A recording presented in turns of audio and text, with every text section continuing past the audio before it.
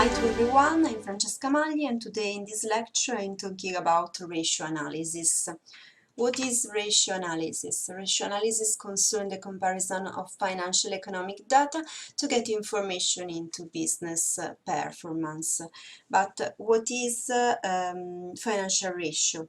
A financial ratio is a quotient of two figures on an organization balance sheet or income statement. The purpose of financial ratio is to help the user to form a judgment about an organization functioning in the context of its use of resources, in the case of the analysis of items of income statement, for example, or its financial position in the analysis of the items of balance sheet.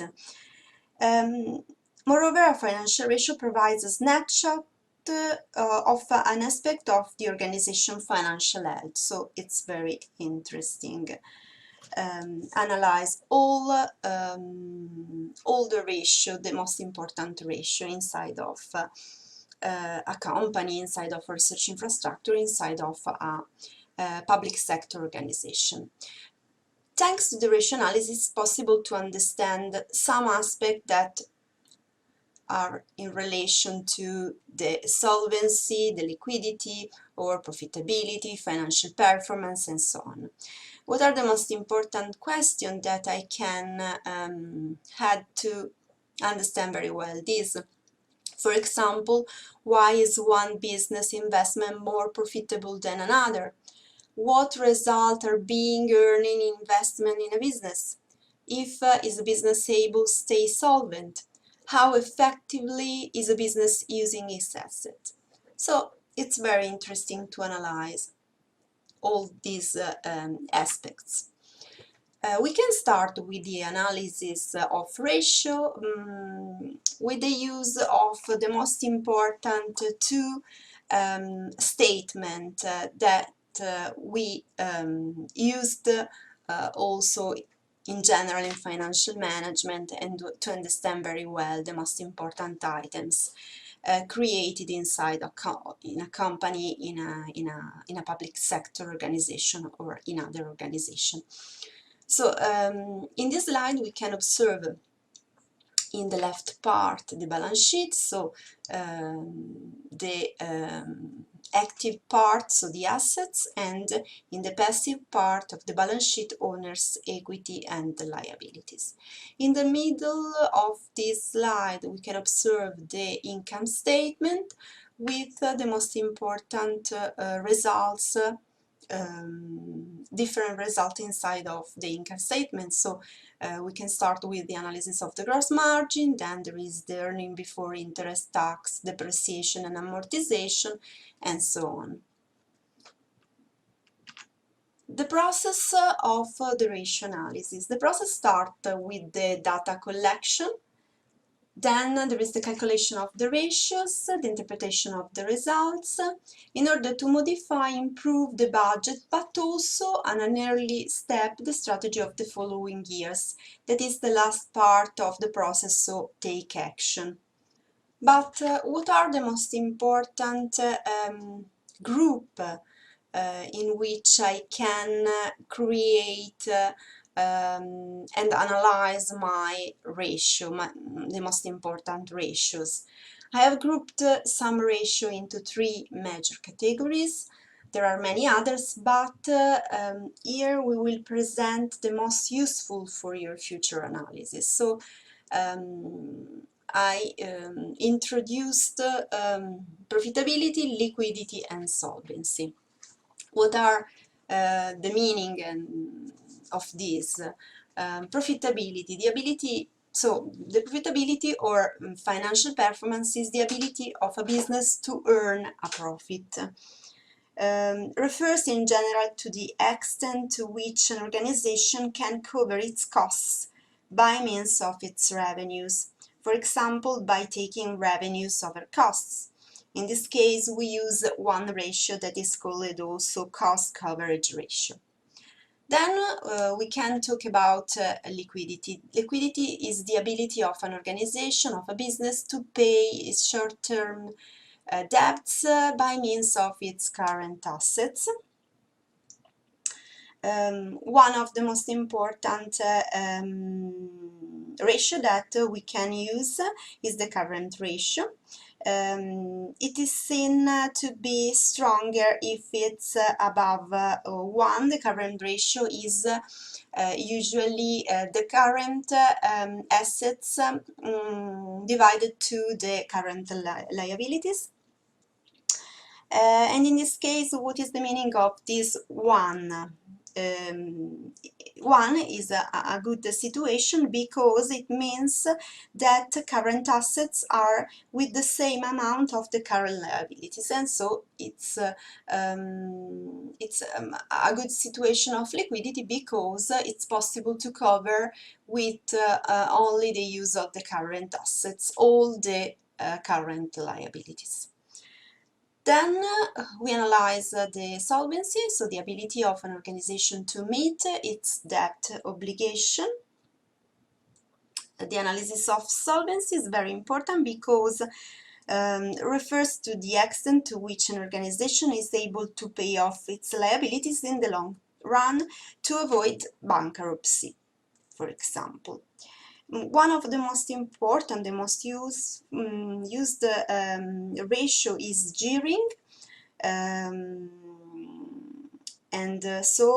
For example, when an organization with high equity compare with its debt, may be in a stronger position to avoid financial difficulties. So the ratio between equity and debt imply that that is debt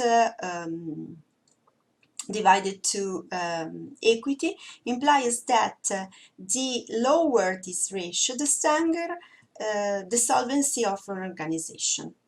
And on the contrary, a high ratio show a higher financial risks. In this other slide, it's interesting also analyze what are the most important, who are the most important users of ratios.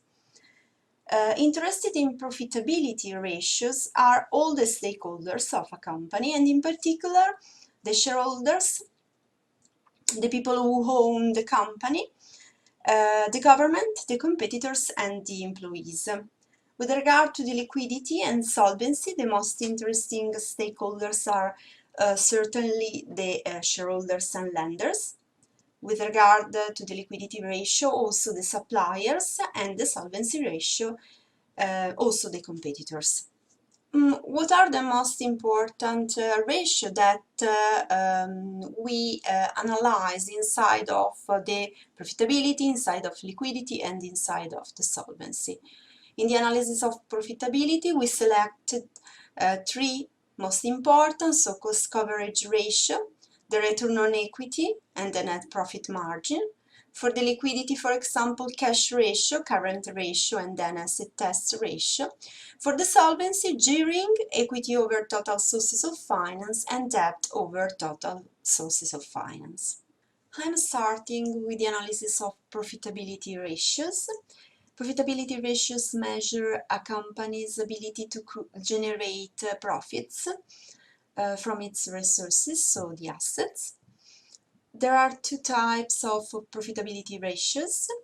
The return on sales profitability ratios, which express various subtotals on the income statement as a percentage of revenue. And then there is, on the other hand, the return on investment profitability ratios, which measure income relative to the assets, equity, or total capital employed by a company. In the first ratio that I analyze in the profitability ratio is cost coverage ratio. In general, coverage ratios come in several forms and can be used to help identify companies in a potentially troubled financial situation. Though low ratios are not necessarily an indicator, an indication that a company is in financial difficulty, Many factors go into determining these ratios, and a deeper dive into a company's financial statement is often recommended to ascertain in a business health. So the most important in this case is the cost coverage ratio, and this the formula is revenues over total of costs. Then there is the ROI. The ROI is the return on equity. This measures the return earned by a company on its equity capital, including minority equity, preferred equity and common equity. It's measure of financial performance calculated by dividing net income by shareholders' equity. Because shareholders' equity is equal to a company's assets minus its debt, ROI could be thought of as the return on net assets. ROI is considered also a measure of how effectively management is using a company's asset to create profit. Then there is the net profit margin. The net profit margin is calculated net income divided to revenue. This measures how much of each euro collected as revenue translated into profit. It's one of the most important indicators of a company's financial health, and a company can assess whether current practices are working and forecast profits based on revenues by tracking increase and decreases in its net profit margin. So it's very useful for this. The second analysis regards liquidity. In the liquidity analysis, the first ratio is the cash ratio.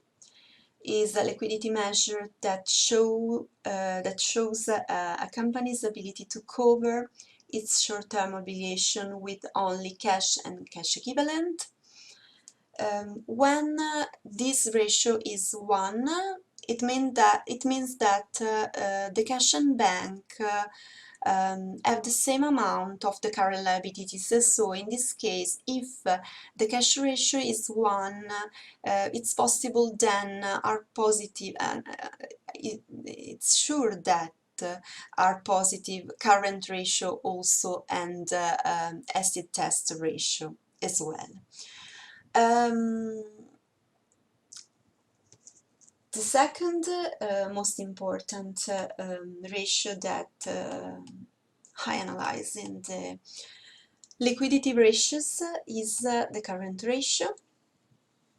The current ratio measures a company's ability to pay short-term obligations.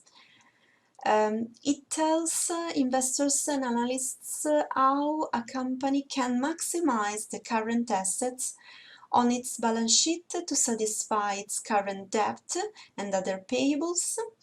Is called also current in general and alone because it incorporates all current, both assets and liabilities. And also the current assets is called the working capital ratio. Then there is the acid test ratio, that is called also quick ratio. Is calculated cash plus short-term marketable investment plus receivables, all divided to current liabilities. It's more useful in certain situations than the current ratio, since it ignores assets such as inventory, which may be difficult to quickly liquidate. And so it's in a intermediate position. This ratio, the quick ratio, is an intermediate position between cash ratio and current ratio. Then we have the analysis of solvency. In general, solvency ratios measure a company's ability to satisfy the long term obligations. They provide information relating to the relative amount of debt in a company capital structure and the adequacy of earnings and cash flow to cover interest expenses and other fixed charges. The three most important ratios that I analyze are debt to equity ratio, equity to total sources of finance, and debt to total sources of finance. The first, what is the meaning of the first? Is calculated by dividing a company's total liabilities by its shareholder equity. These two numbers are available on the balance sheet of a company. This ratio is in general used to evaluate a company's financial leverage. A high debt equity ratio is often associated with high risk. It means that a company has been aggressive in financing its growth with debt. If a lot of debt is used to finance growth, a company could potentially generate more earnings than it would have without debt financing. And if leverage increases earnings by a greater amount than the debt cost, that is the interest, then shareholders should expect to benefit. There are then the other two. The second is equity divided to total equity plus liabilities, so the total passive of the balance sheet. The third ratio is the reciprocal of the previous one, debt divided to the total source of finance, and therefore the sum of the two ratios originates once, or the 100%, so the total of the analysis of liabilities and equity. I will now show some example of ratios calculation. For the computation, it will be necessary to collect, first of all, the company's financial statements, so the company's balance sheet and income statement. Here in the slide, we have the active balance sheet. In the second, the next, we have the passive of the balance sheet, and then the income statement, to which we also added the budget data. It's very interesting to analyze this because comparing budgeted and actual figures over a certain year is important for assessing the extent to which the plans of an organization are accomplished, so it's very most important. Moreover, the inclusion of actual figures over the previous year enables the user to assess the changes in the actual figures in the course of time, so it's very useful also this. Okay, I now present an example of the financial statements of a municipality which are based on accrual accounting. It could be very useful for you because some financial statement items, in particular in the income statement, are more similar to those used by a research infrastructure. So we can see also in the previous slide, but in this slide, because profitability ratio use the income statement items, the revenues, for example, taxes, general grants, specific grants, fee and tariffs, and then the expenses, in particular salary costs, but then depreciation, interest, and other and residual expenses. So we can start with the analysis of the profitability ratios. The first, for the profitability or the analysis of financial performance, is the cost coverage ratio. In general, the result of this analysis is poor, pointing to a failure to cover the costs of its total expenses. In fact, we can observe in the cost coverage ratio that we identify in 2018 and 2019 0.93, 0.95, so the revenues the expenses are more than the revenues, and so we have a cost coverage ratio that is not 1. When deficits come year after year, the organization can be in trouble in general. And in this case, we have that if the expenses are more than the revenue, so there is not a surplus, but a deficit. In this example, we can observe that revenues are 37 for the 2018 and 38 for 2019, and then the expenses are 40. So in this case, the cost coverage ratio is low. There is then the analysis of ROI and of net profit margin. We have that the ROI is especially used for comparing the performance of companies in the same industry. As with return on capital, ROI is a measure of management ability to generate income from the equity available to it. So ROIs of 50-20% are generally considered good. If there is a 50% of ratio, this means that the company earned a 15% profit on every euro invested by shareholders. So this is a positive case, and we can observe this only in the analysis of the items for the budget 2019. In this case there is 50%, and so it's good. But in the other case, so in the case of the accounts of 2018 and 2019, there is not a good situation because the result is negative. Any metric that use net income is basically nullified as an input when a company reports negative profits. So in this case we have the same situation for return on equity, but also for net profit margin. So ROI and net profit margin are not representative for the 2018 and 2019 because the result are minus 0.14, minus 0.08, minus 0.1, minus 0.05. So we have the same analysis for the net profit margin,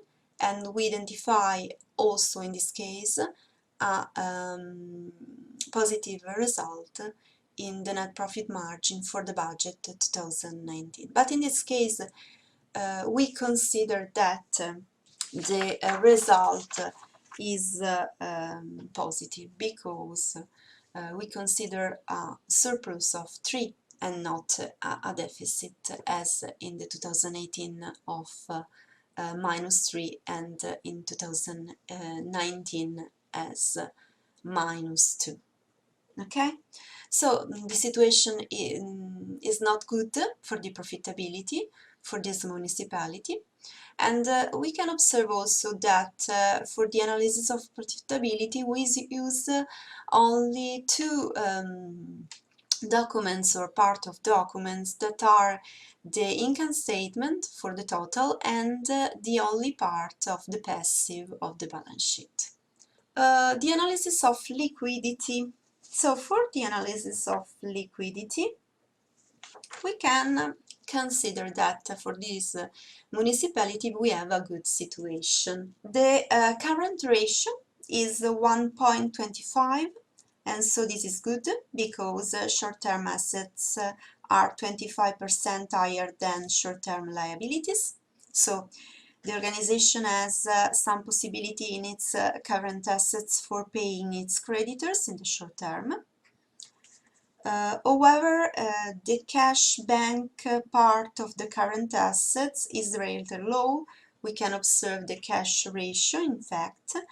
So if we calculated bank and cash balances over current liabilities, the result is 10/20, so 50%, indicating that our available cash and bank balances only cover half of the short-term debts. So liquidity is good when we accept a broad definition of current assets, but in the case in which we use a narrow definition of current assets makes liquidity problematic.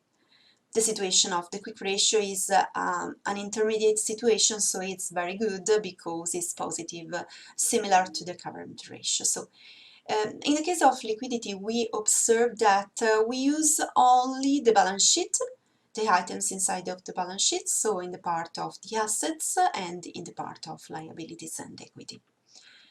In the analysis of the solvency, we have an almost good situation because it's not clear, but for a municipality is almost good, not for a large private company. We can observe, for example, the first ratio, that is debt to equity ratio, that is 2.77 for 2018 and 2.75 for 2019. For most companies, the maximum acceptable debt to equity ratio is 1.52 and less. For large public companies, so for large private company, the debt to equity ratio may be much more than 2. But for most small and medium companies in general, it's not acceptable, this value. So it's a situation, borderline situation. We can also add that this is a quite good solvency position for a public sector with a low risk profile. When we analyze also equity to source of finance, for example, the ratio value for the 2019 is 0.27, indicate that equity covers 27% of the total of sources of finance. So the organization knows that even if the value of the assets were to drop by 27%, all debtor could be paid. So it's a quite good situation. The other ratio say that the debt is very high because the debt to source of finance represents 0.73. In this case, we can observe that the only items that we use for the analysis of the solvency is the passive part of the balance sheet, because it's necessary to analyze only equity and liabilities. So the conclusion of this case is that the profitability is no good, the solvency is quite good, and is good the part of liquidity. But what are the most general considerations that we have to make to this analysis? It's very important, the reliability of the information. The first important consideration: financial information involves making subjective judgment. Ratios are created by comparing items of statements that are prepared by companies but contain a lot of subjectivity. Subjectivity of the person that create this ratio, that create these items, that create this balance sheet, this income statement. See, for example, the case of the value of the depreciation. Different businesses have different accounting policies. There are different accounting policy, accounting forms, accounting rules, accounting standards based on the different type of companies. So it could be difficult to create comparison also in the ratio analysis.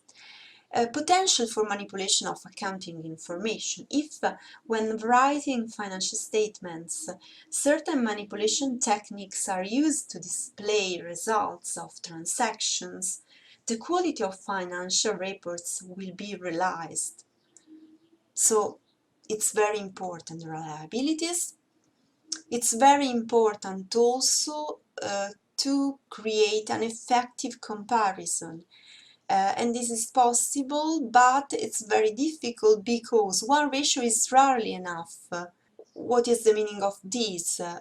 It's necessary to have the comparison with competitors, so my ratio and the ratio of another company, and another company, and then the need to analyze over time. So I have to analyze this ratio this year, but also the previous year, and so on, and then the next year, and then the budgeted items, but also the actual items, and so on. Another important consideration are the circumstances that change over time. So we have to consider that the environmental around the companies, around the research infrastructure, around the municipality change, and so it's necessary to analyze the markets, the industry change, and so also the condition that change inside of this. That's all. Thank you very much for your attention. Bye bye.